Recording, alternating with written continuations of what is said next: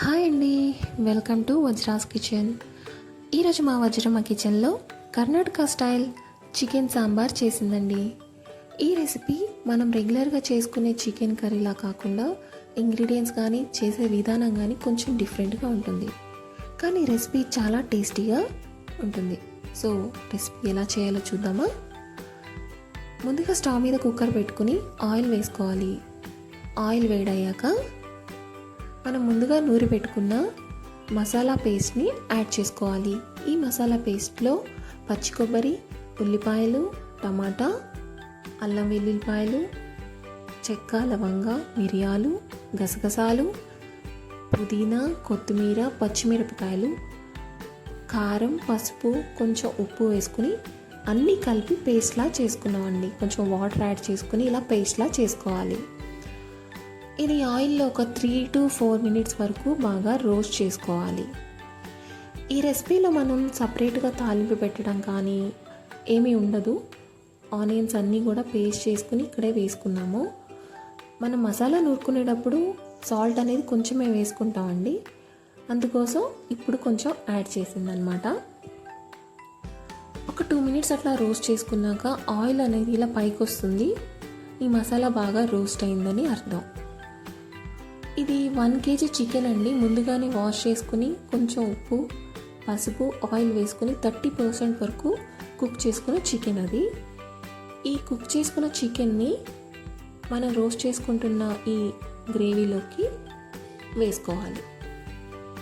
మొత్తం చికెన్ వేసాక బాగా మొత్తం మసాలా అంతా చికెన్కి పట్టేలాగా కలుపుకోవాలి.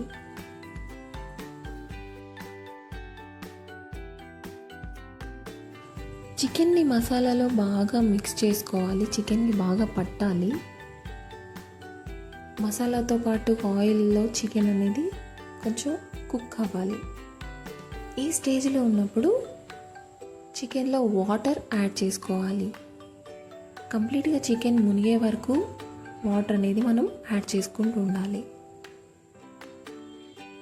వాటర్ యాడ్ చేశాక ఒకసారి మొత్తం కలుపుకొని ఉప్పు సరిపోయిందో లేదో ఈ స్టేజ్లోనే మనం చెక్ చేసుకోవాలి. చూడండి, ఇట్లా బాగా కలుపుకోవాలి.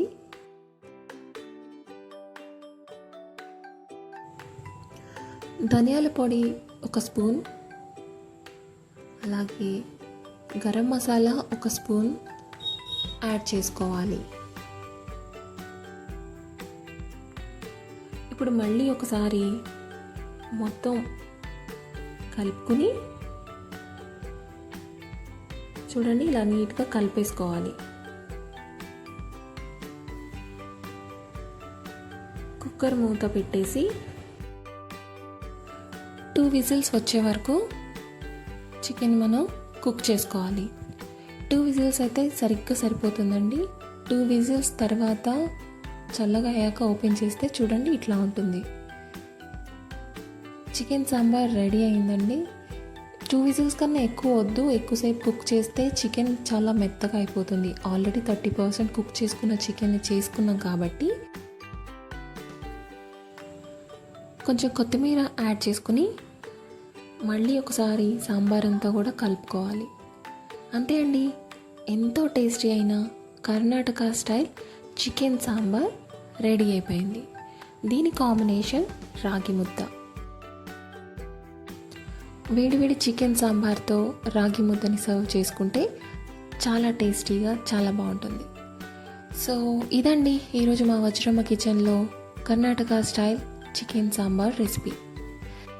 వీడియో ఎలా అనిపించిందో కామెంట్ సెక్షన్లో కామెంట్ చేయండి.